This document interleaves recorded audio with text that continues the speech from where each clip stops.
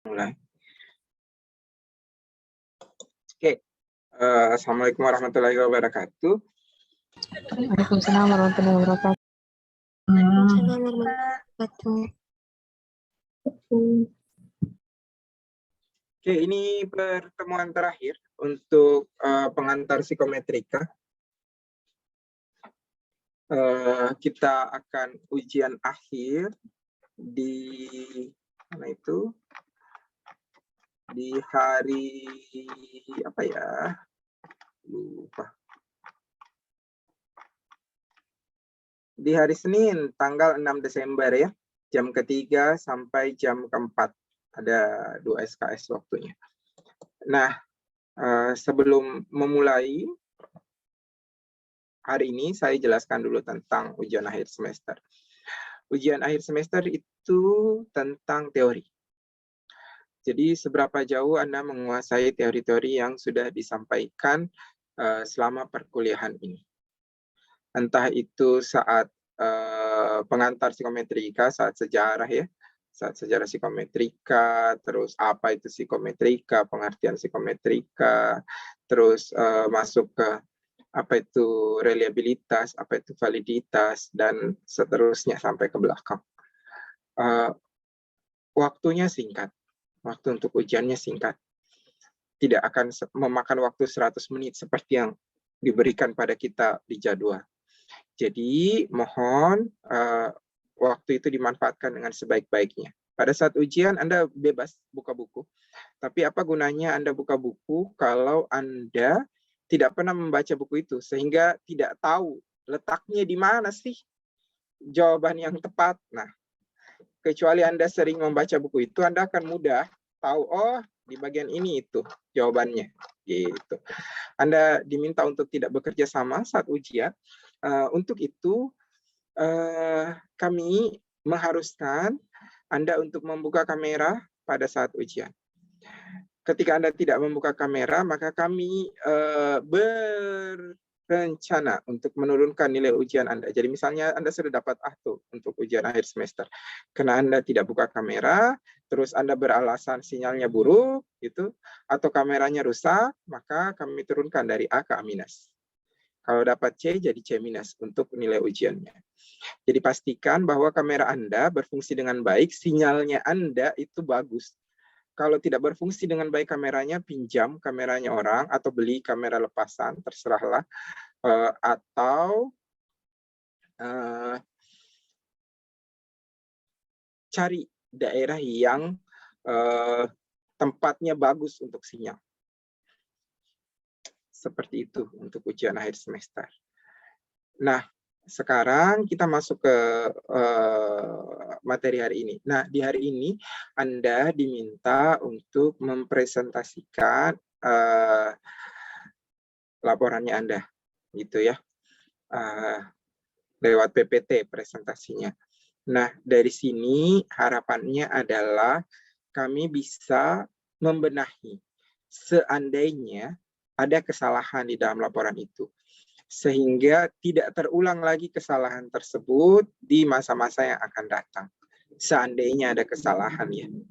Kalau tidak ada kesalahan, oh alhamdulillah, itu berarti dari sisi praktek kalian sudah fix, aman. Kita tinggal melihat nanti dari sisi teoritisnya, apakah kalian juga fix, apakah kalian juga aman, kalian bisa menangkap dengan baik atau tidak, apakah kalian memahami bahan bacaan yang pernah diberikan atau tidak gitu. Nah, ada 3 kelas, maka masing-masing akan ada perwakilan untuk tiap kelas. Kelas E1, kelas F1, kelas G1. Setelah ketiga kelas tersebut presentasi, diberi kesempatan pada kalian untuk bertanya ke mereka.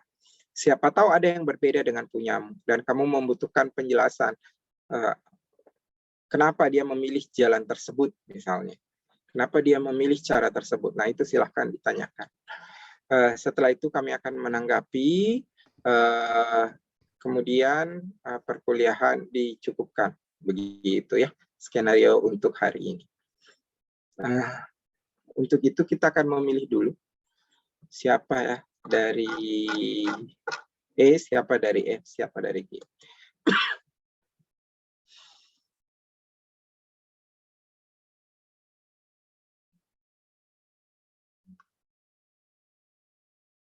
Andi Mutmainnah Syam, kelas E ada? Open mic. Andi Mutma. Oke. E. Kemudian kelas F-nya. F-nya Rika Amalia Ruslan. Ada? Iya, Kak. Oke, siapkan PPT-nya. Kelas G, Adim Faila. Ada Adim Faila?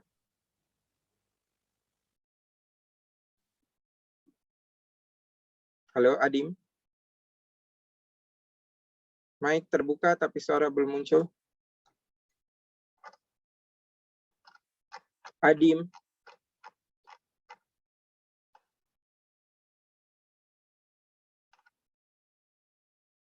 Adim Faila.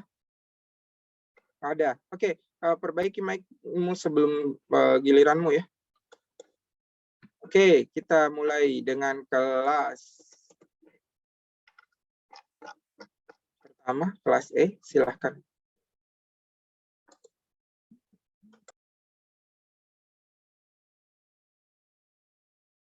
Share screen, kemudian presentasi, silahkan.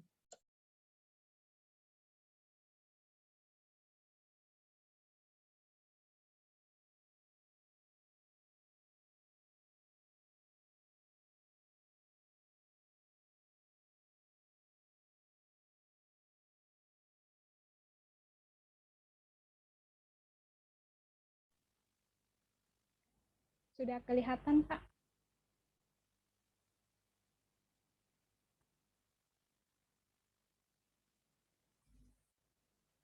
Sudah.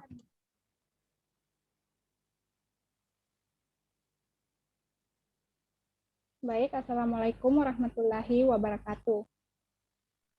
Di sini saya akan mempresentasikan hasil laporan saya, yaitu analisis elektabilitas dan penormaan.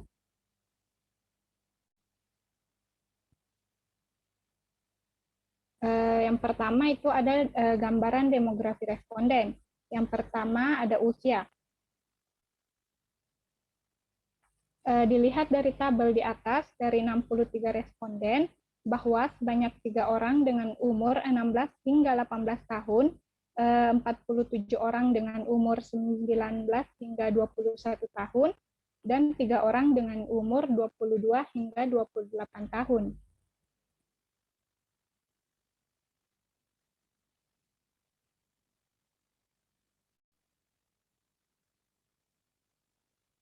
Selanjutnya ada jenis kelamin. Dilihat dari tabel itu Slide-mu belum jalan. Halo, slide-mu belum jalan, masih di judul.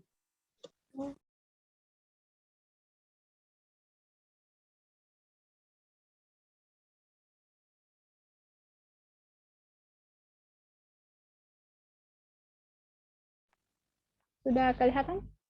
Oke.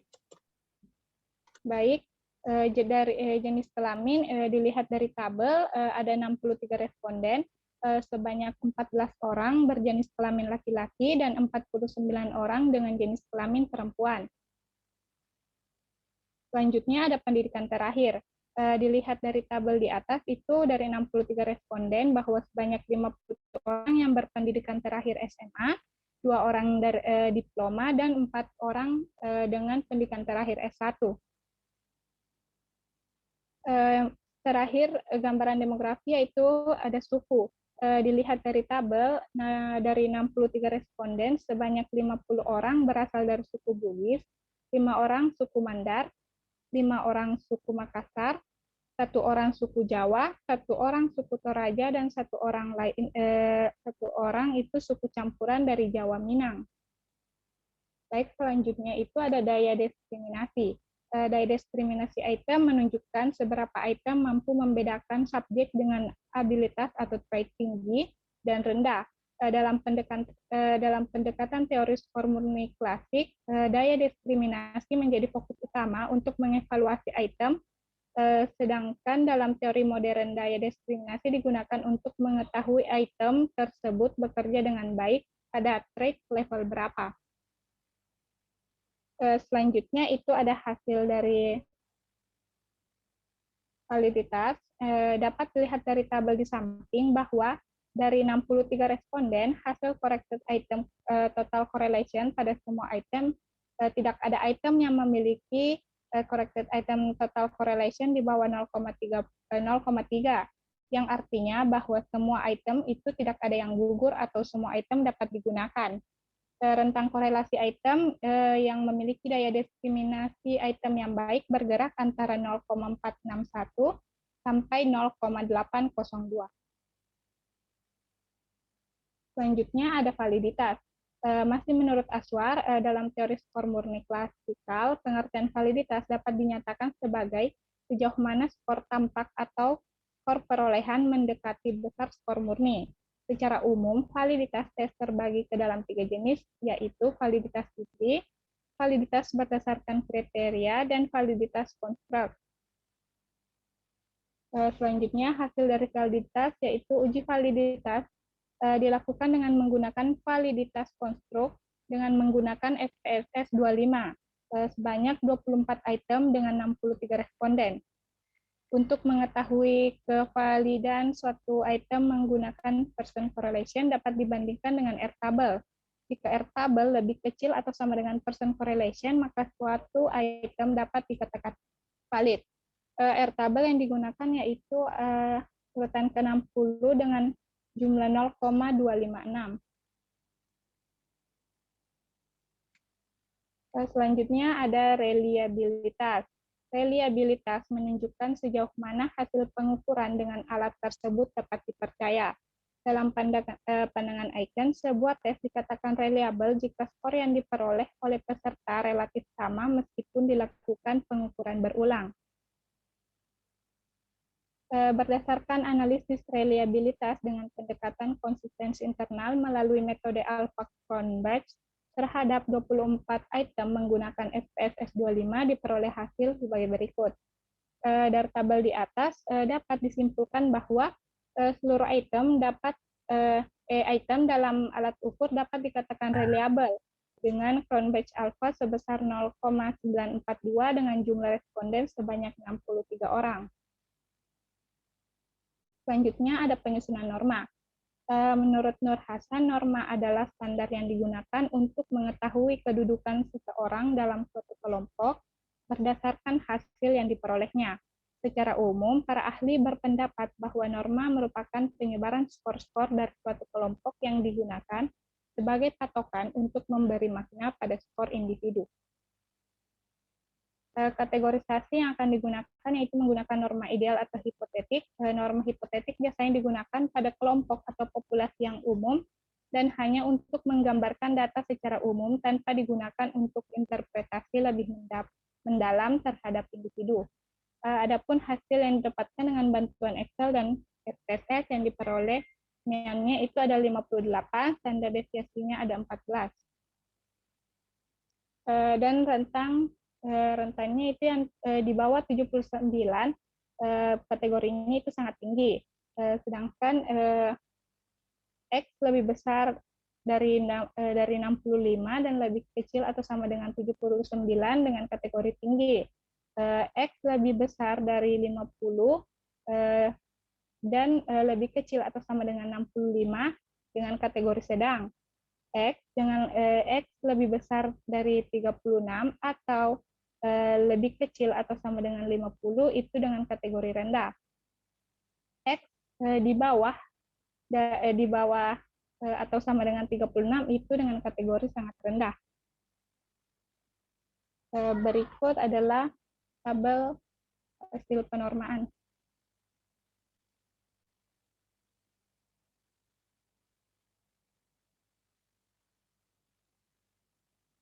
Berdasarkan tabel di atas, yaitu hasil penormaan dengan jumlah responden sebanyak 63 orang, dapat disimpulkan bahwa 4 orang dengan kategori sangat tinggi, 13 orang dengan kategori tinggi, 26 orang dengan kategori sedang, 18 orang dengan kategori rendah, dan 2 orang dengan kategori sangat rendah. Baik, yang terakhir itu ada kesimpulan. Penelitian ini dilakukan dengan menggunakan 63 responden setelah melakukan uji daya diskriminasi dengan 24 item, tidak terdapat item yang gugur yang artinya 24 item bisa digunakan. Dengan rentang korelasi item yang memiliki daya diskriminasi item yang baik bergerak antara 0,461 sampai 0,802. Setelah melakukan uji validitas dengan menggunakan validitas konstruk, semua item dinyatakan valid. Setelah melakukan reliabilitas clone batch alpha, alat ukur dinyatakan reliable dengan clone batch alpha sebesar 0,942. Dan setelah melakukan penormaan, terdapat 4 orang dengan kategori sangat tinggi, 13 orang dengan kategori tinggi, 26 orang dengan kategori sedang, 8 orang dengan kategori rendah, dan 2 orang dengan kategori sangat rendah. Mungkin itu Coba saja. cek dulu di itunya, di validitasnya tadi, di slide validitasnya. Tadi saya luput itunya. Ini, Kak. Oke, sudah. Ya.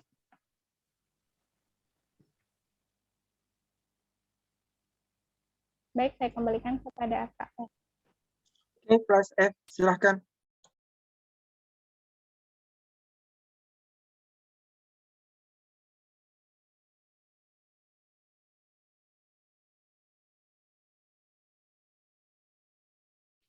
Maaf Kak, bisa saya suruh temanku untuk tolongkan share screen? Karena tidak bisa share screen. Puput. Itu sudah dibilang dari minggu lalu. Berarti Anda tidak siap ya untuk laporan. Oke, siapa mau sharekan?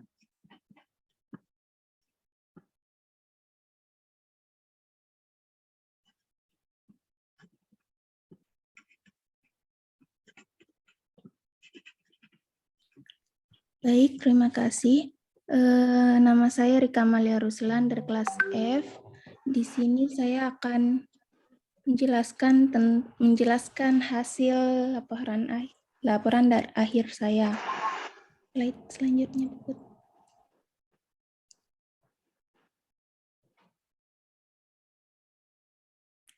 Slide selanjutnya.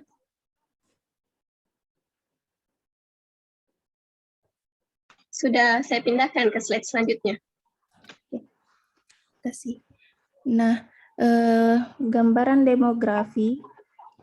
Di sini jumlah respondennya yang berhasil terkumpul sejak tanggal 3 November sampai dengan 11 November 2021 itu sebanyak 57 responden.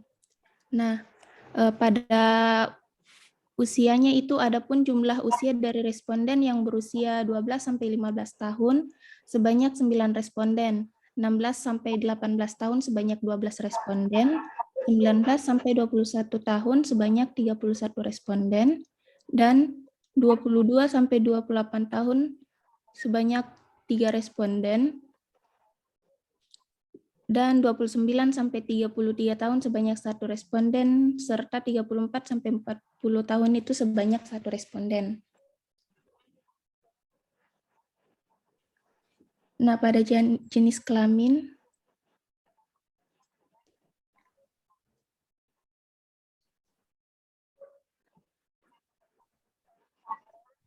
nah di sini pada jenis kelaminnya jumlah responden yang berjenis kelamin laki-laki adalah sebanyak 14 responden, sedangkan responden yang berjenis kelamin perempuan adalah sebanyak 43 responden. Pendidikan terakhir.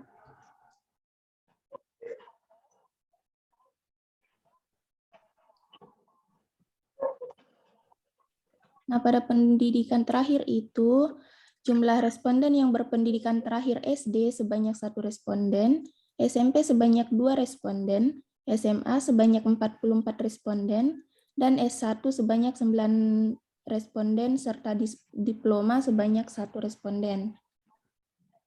Pada suku, adapun responden yang bersuku Makassar sebanyak 20 orang, bersuku Jawa Makassar sebanyak 1 responden, Morowali sebanyak 1 responden, Bugis sebanyak 16 responden, Mamuju sebanyak 1 responden, Mandar sebanyak 1 responden, Toraja 2 responden, Kaili 1 responden, Bungku 2 responden, Bima 1 responden, Kaili Bungku sebanyak 1 responden, dan Jawa sebanyak 8 responden, Sunda 1 responden, dan Minang sebanyak 1 responden. Nah, pada daya diskriminasi item,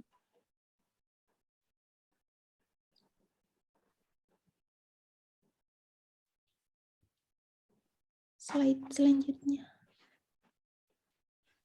Nah, pada gambaran daya diskriminasi item, di mana menurut Aswar, daya diskriminasi item adalah sejauh mana item mampu membedakan antara individu atau kelompok individu yang memiliki dan yang tidak memiliki atribut yang diukur. Pengujian daya diskriminasi item dilakukan dengan cara menghitung koefisien korelasi antara distribusi skor item dengan distribusi skor skala saat itu sendiri. Nah, komputasi ini akan menghasilkan koefisien korelasi item total. Nah, pada tabel di samping, di situ terlihat bahwa terdapat 24 item soal yang dimana hasil diskriminasinya lebih besar dari 0,3. Nah, maka dapat disimpulkan bahwa semua item soal itu dikatakan lulus atau bisa digunakan. Gambaran validitas.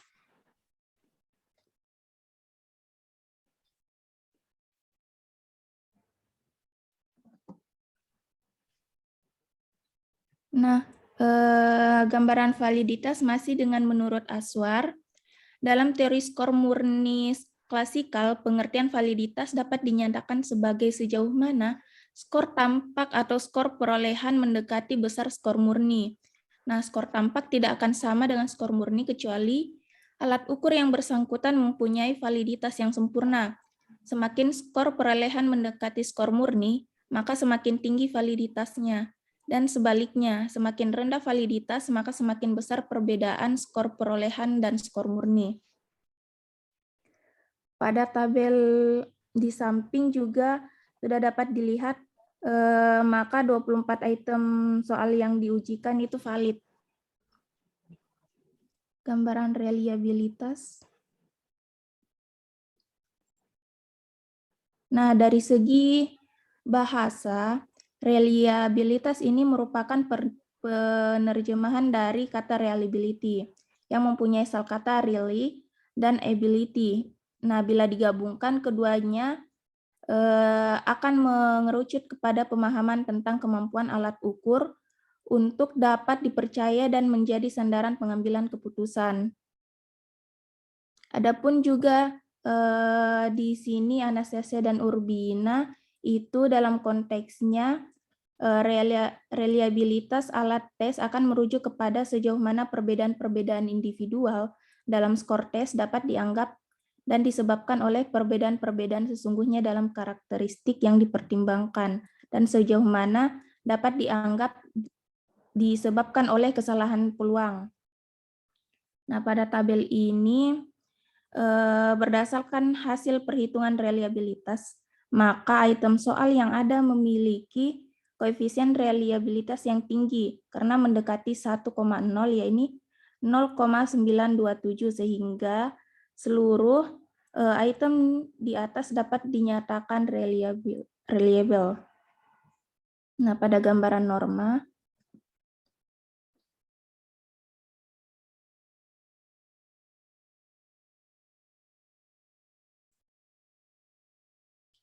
nah, pada norma ini, norma adalah penyebaran skor-skor dari suatu kelompok yang digunakan sebagai patokan untuk memberi makna pada skor-skor individu. Nah, norma ini merupakan representasi performa tes dari suatu sampel yang terstandarisasi. Nah, di sini juga dapat diketahui X-min-nya 24, X-max-nya 120, range-nya 96, min-nya 70, dan SD-nya 16. Nah, hasil perhitungan menurut SPSS-nya itu, maka kategori rendah itu sebanyak 28 orang, kategori sedangnya itu sebanyak 34 orang, dan kategori tingginya itu sebanyak 5 orang. Nah, dari keempat tersebut dapat disimpulkan bahwa jumlah respondennya itu seperti yang sudah saya sebutkan 57 responden. Nah, item tersisanya itu sebanyak 24 item. Rentang nilainya itu dari 0,315 hingga 0,732. Serta validitasnya itu dari hasil data validitas yang sudah saya sebutkan, maka 24 item yang diujikan valid, reliabilitasnya juga reliable, dan normanya itu yang sudah saya sebutkan kategori rendahnya itu sebanyak 11, yang sedangnya itu 39, dan kategori tingginya itu sebanyak 7 orang. Sudah mungkin sampai situ saja. Terima kasih. Baik, terima kasih. Silakan dari kelas G.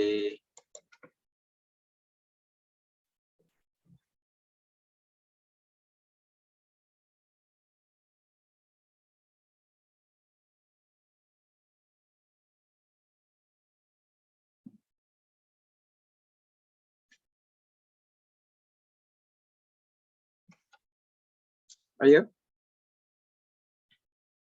Kelas G.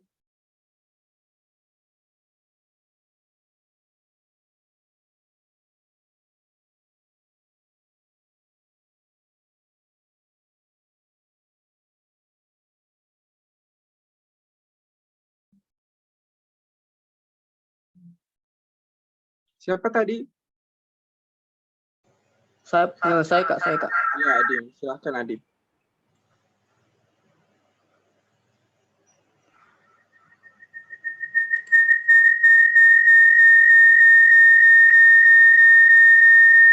Matikan satu perangkatnya. Matikan soundnya. Tapi Kak, kelihatan nih. Belum. Matikan satu soundnya perangkatmu, yang satunya yang nyala.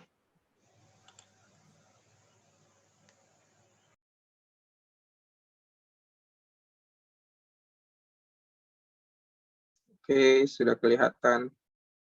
Tapi ada pengganggu.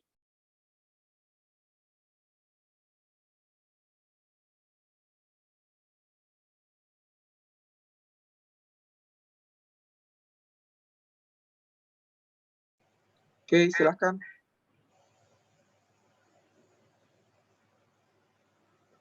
Baik, jadi jumlah responden yang berhasil.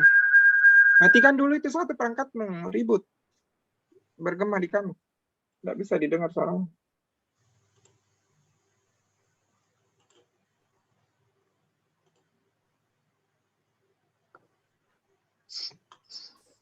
Soundnya di V1 tak itu matikan nih dek. Anunya, off kan ki.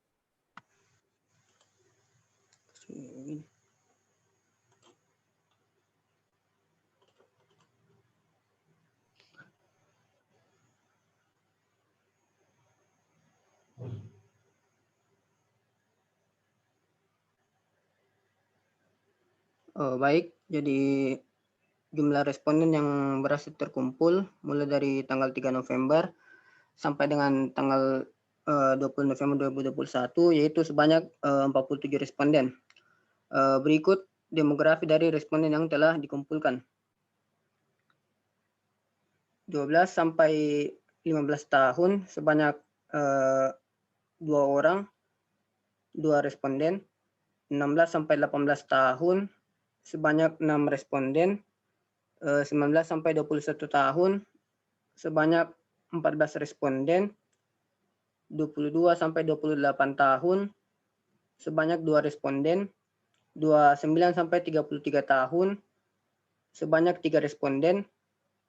Dan 34 sampai 40 tahun sebanyak 4 responden. 41 sampai 45 tahun sebanyak 8 responden.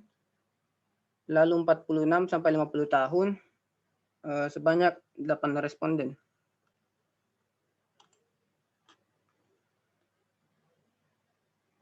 Lalu berikutnya jenis kelamin, yaitu laki-laki sebanyak 32 tahun, lalu perempuan sebanyak 15 tahun. Berikutnya pendidikan, diploma sebanyak 3 responden, S1 sebanyak 19 responden, S2 sebanyak 1 responden, SMA sebanyak 21 responden, lalu SMP sebanyak 3 responden.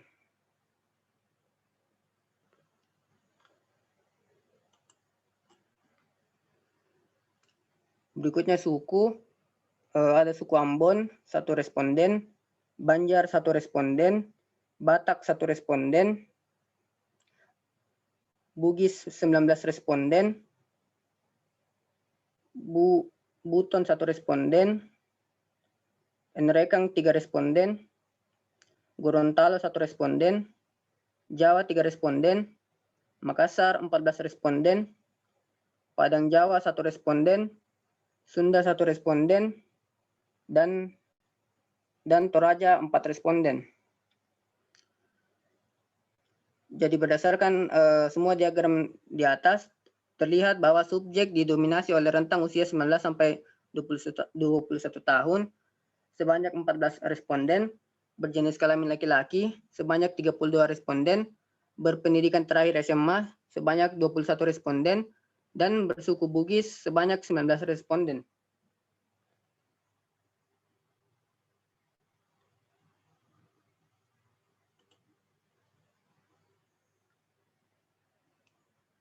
Berikutnya, diskriminasi item. Menurut Aswar, daya diskriminasi item adalah sejauh mana item mampu membedakan antara individu atau kelompok individu yang memiliki dan yang tidak memiliki atribut yang diukur.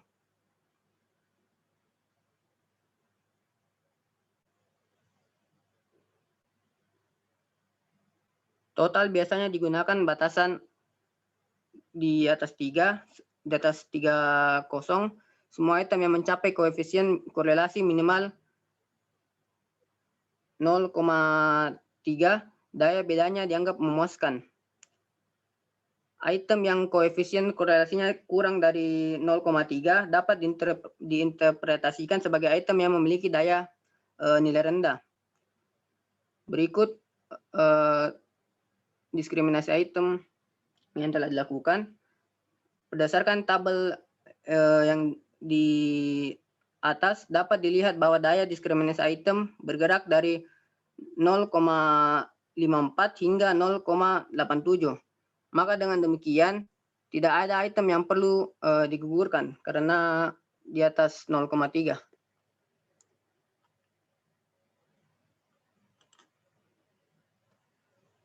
Berikutnya validitas. Validitas adalah suatu indeks yang menunjukkan alat ukur itu mengukur apa yang hendak diukur. Menurut Sugiono, validitas menunjukkan derajat ketepatan antara data yang sesungguhnya terjadi pada objek dengan data yang dapat dikumpulkan oleh peneliti.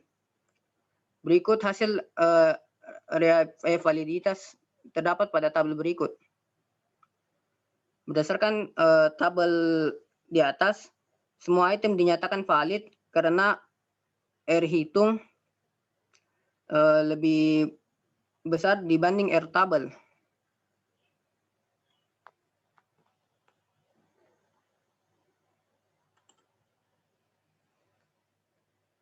Berikutnya, reliabilitas.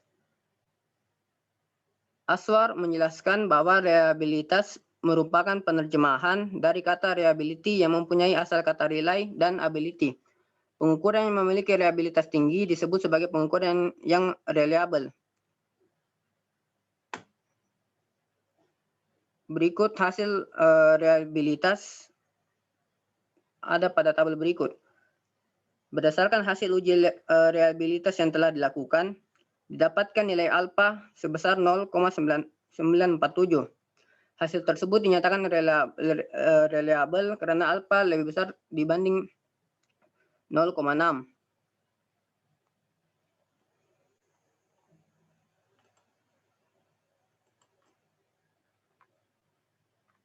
Berikutnya penormaan. Menurut Aswar menyatakan bahwa kategorisasi ini didasarkan pada asumsi bahwa skor subjek penelitian terdistribusi dengan normal. Kriterianya terbagi atas 3 kategori, yaitu rendah, sedang, dan tinggi.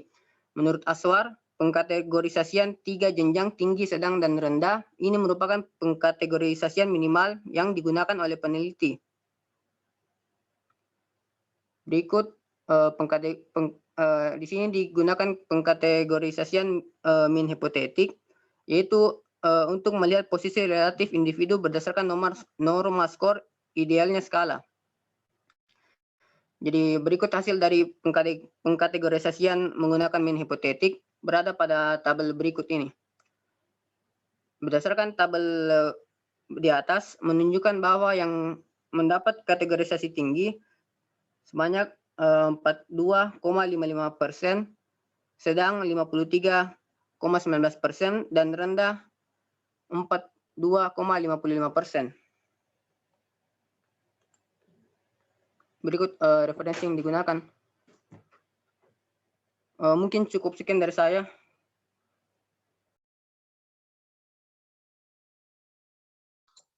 Baik, silahkan stop share.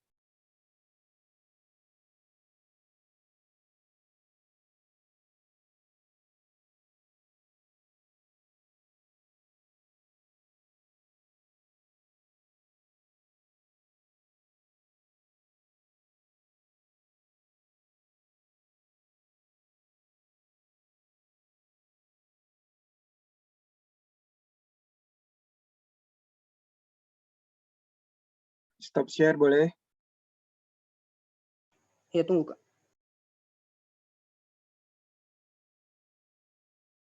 Oke. Nah, sekarang giliran rekan-rekannya untuk memberi tanggapan atau ada yang mau ditanyakan, silahkan. Raise hand ya.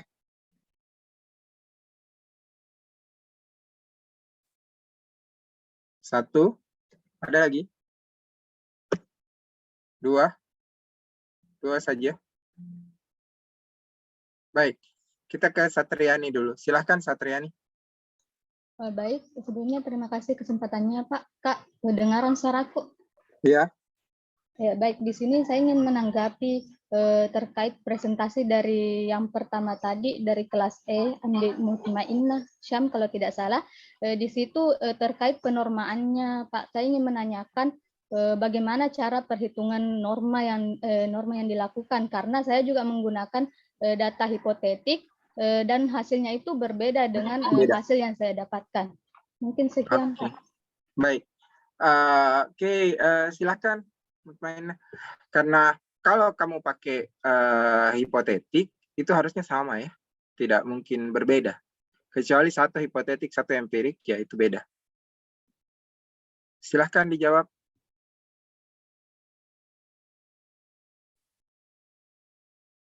Halo? Di mana dia? Iya, Kak. Ya, silahkan dijawab. Masih mute itu?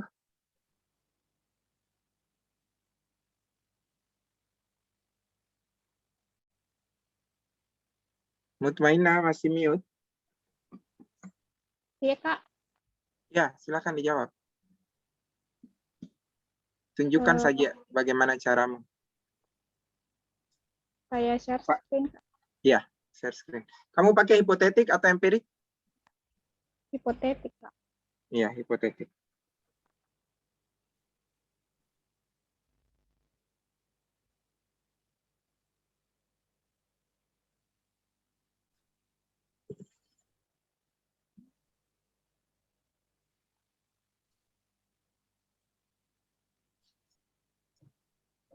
Ayo, silakan. Ya, oke. Ya. Mari kita lihat bagaimana prosesnya. Silahkan diceritakan.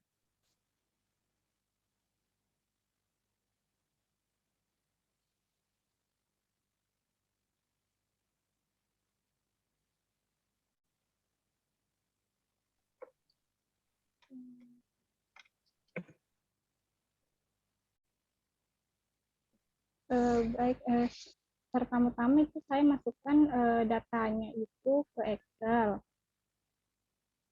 Kemudian yang total sinus-nya itu saya hitung ulang dengan rumus ini. Z nilai dari total sinusnya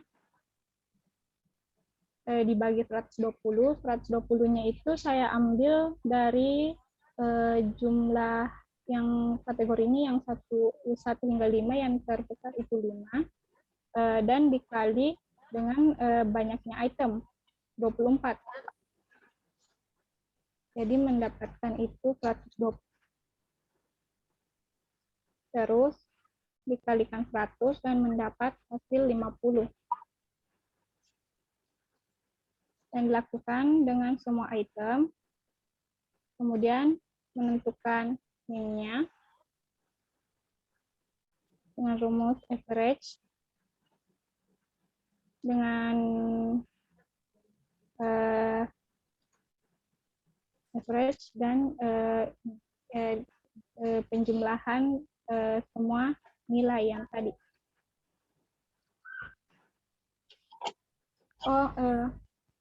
Maaf Kak, ini kayaknya empirik. Iya, empirik ini. Kalau ini Iya, empirik. Berarti kamu pakai empirik ya? Iya Kak, maaf. Bukan, Kalau penjelasan bukan hipotetik ya. hipotetik, empirik Kak. Oke, jadi jelas ya kenapa bedanya? Kenapa beda? Kalau punyanya Adim tadi dia pakai katek gitu, kayaknya. Iya Kak. Oke, Putri Amalia, silahkan. Baik, terima kasih atas kesempatannya, Kak. Di sini saya ingin bertanya kepada Saudari Andi Mutmainah juga terkait tadi dan semuanya sih sebenarnya Kak, karena sama cara validitasnya, yaitu menggunakan R-hitung dan R-tabel. Mengapa Anda memilih cara validitas seperti itu? Oke, di antara 3 orang ada yang mau jawab, silahkan.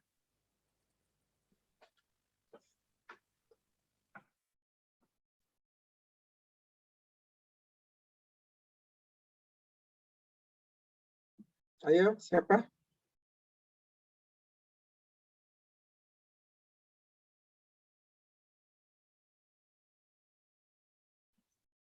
Siapa yang mau jawab kenapa menggunakan cara seperti itu untuk mengetahui valid tidaknya suatu alat ukur? Ayo. Siapa?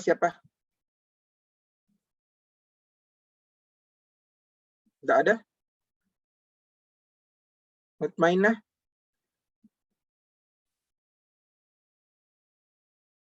Iya Kak. Mau jawab, silahkan.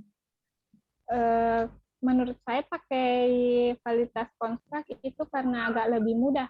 Awalnya saya pakai validitas icon, tapi setelah mempelajari validitas icon lebih jauh, itu ternyata menggunakan validitas icon itu hanya bisa digunakan oleh beberapa ahli. Gitu, Kak. Oke, baik. Lanjut. Kelas F. Kelas F. Tadi yang presentasi. Silahkan menjawab alasannya. Iya, saya juga kurang lebih sama seperti Mutmainah, karena dari semua yang sudah saya pakai Kak, kayaknya lebih mudah kalau ini pakai R-tabel. Oke, baik. Terima kasih Rika Amalia Ruspan. Oke, Adim. Silakan Adim. Kalau saya juga kurang lebih sama Kak, karena kalau menggunakan ini R-tabel tidak terlalu sulit Kak dibanding pakai yang lain. Oke, baik Adim. Terima kasih. Begitu Putri ya, nanti saya bahas sebentar. Ada lagi kah? Terima kasih. Ada lagi kah? Tidak ada? Baik. Kita mulai dulu ya dari laporannya.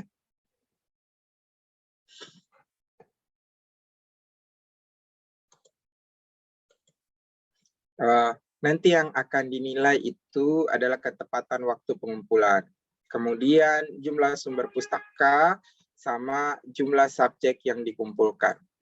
Terus, yang berikutnya adalah, sudah benar enggak tuh cara-caranya kalian?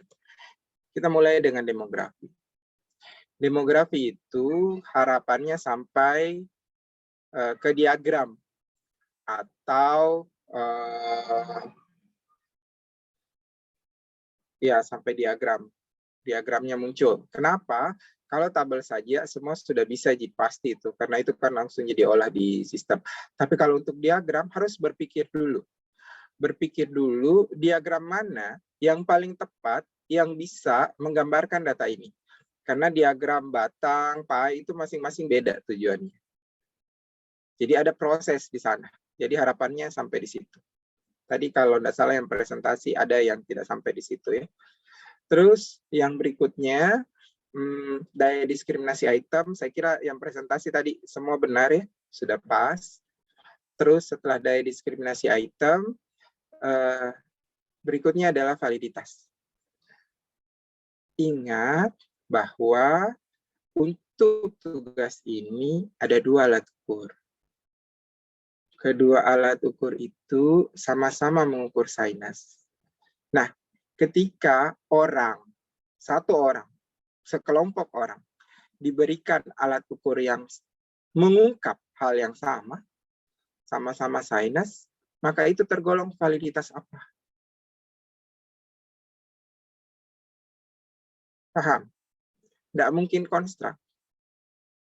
Tidak mungkin isi. Jadi validitas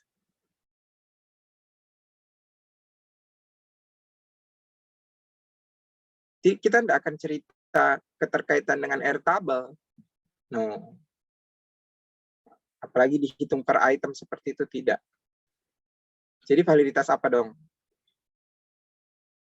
Bukan konstruk, kita tidak berurusan dengan CFA atau EVA, karena itu berlebihan. Dan untuk kasus ini memang tidak diperuntukkan untuk itu. Karena disajikan 2 alat ukur yang sama, jadi itu tergolong validitas. Kriteria. Ayo, siapa yang bisa jawab validitas? Kriteria, betul Kriteria. sekali. Kriteria yang mana? Ada banyak kriteria.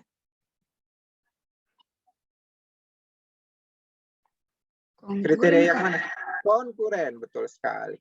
Jadi yang menjawab validitas konkuren itu yang benar, ya. Dia yang dapat poin full.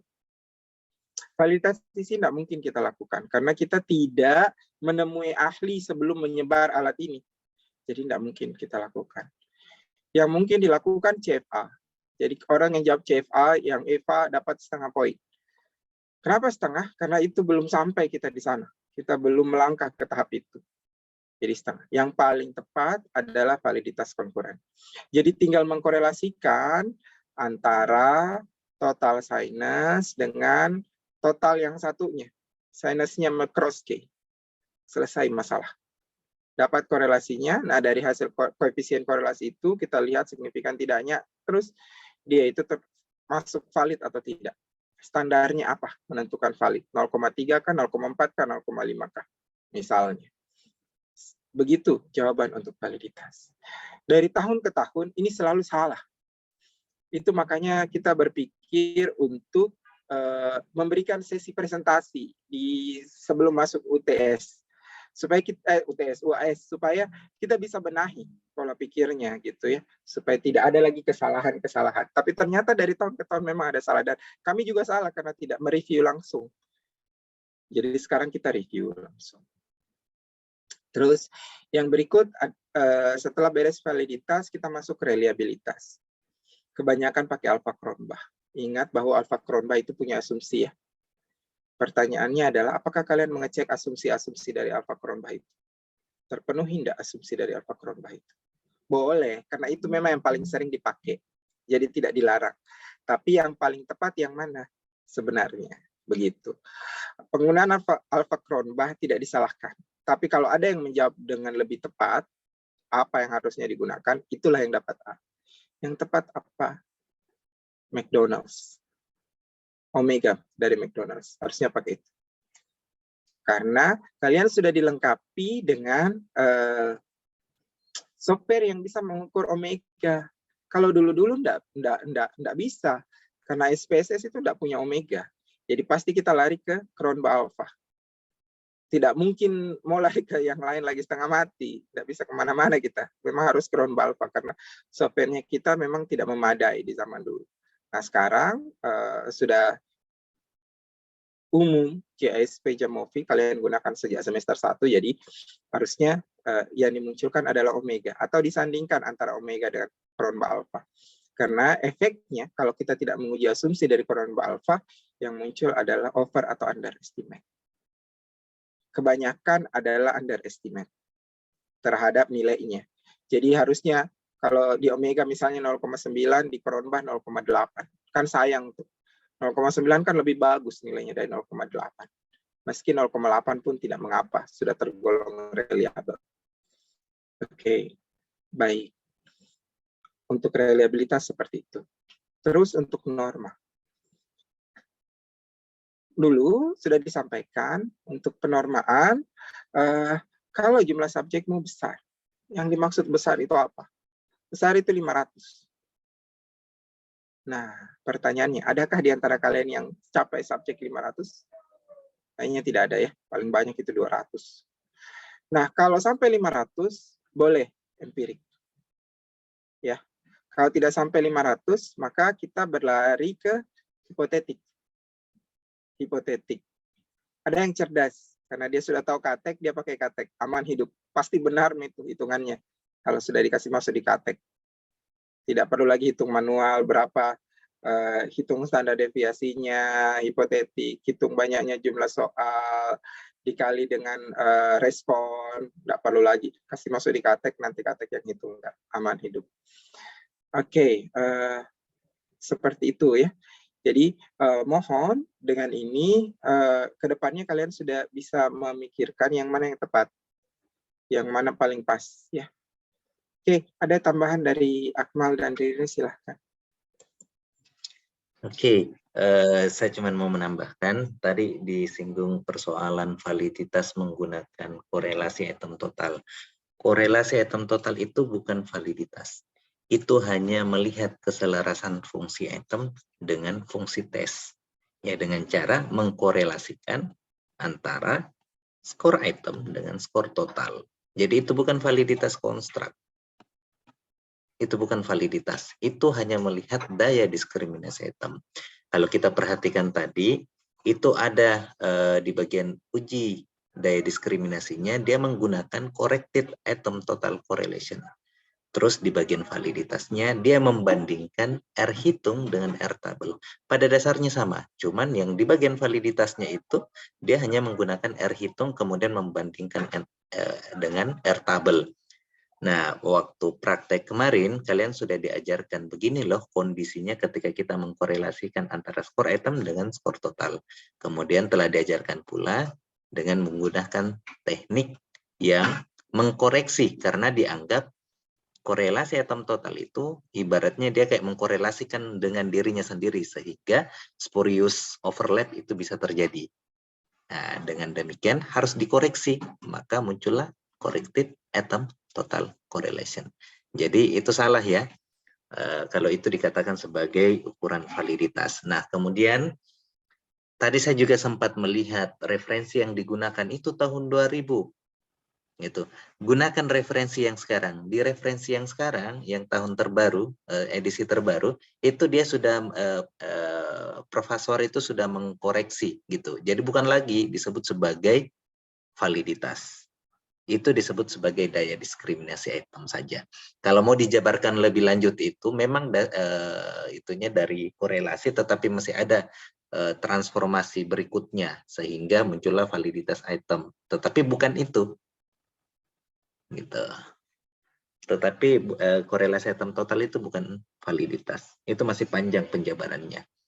Nah, di dalam validitas itu kan ada banyak bentuknya, ada validitas isi. Nah, inilah yang membutuhkan para ahli untuk menilai seberapa sesuai antara item dan indikator atau ke aspek atau ke konstruk yang diukur. Nah, kemudian dari situ nanti melahirkan suatu ukuran V, ada namanya koefisien V kalau itu untuk analisis item yang non-kognitif. Nah, tetapi kan sebenarnya itu belum kita praktekkan di semester ini, nanti itu di semester depan. Nah, kemudian di dalam validitas konstruk itu kan masih ada macam-macamnya, ada EFA, ada CFA, ada multi-thread, multi-method.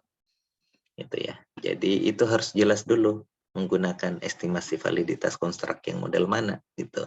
Nah, kalau EFA tujuannya untuk mengeksplorasi, kemudian kalau CFA tujuannya untuk mengkonfirmasi. Nah, model CFA ini dia menggunakan prinsip apa ya, persamaan regresi, bukan itu, bukan korelasi gitu ya. Nah, terus yang terakhir itu multi-thread, multi-method. Nah, kemudian untuk ukuran apa lagi namanya, penormaan, itu tadi sudah dijelaskan oleh Kak Ritva. Jadi ketika sampelnya sedikit, maka gunakanlah min hipotetik sebagai acuan. Nah, untuk menelusuri berapa min dan berapa standar deviasinya kan berarti itu ditentukan dari banyaknya jumlah butir item dengan bagaimana skor responnya gitu ya.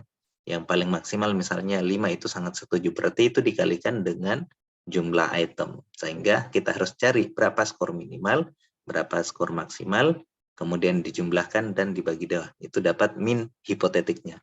Nah, kalau untuk mencari standar deviasinya kan berarti skor maksimal dikurang dengan skor minimal baru dibagi 6 standar deviasi. Nah, itu baru bisa kita dapatkan standar deviasi hipotetiknya. Itulah yang dimasukkan ke dalam rumus. Gitu. Saya kira itu KR. Oke, Ririn ada? Cukup, Per. Oke, baik. Nah, seperti itu. Apakah ada pertanyaan?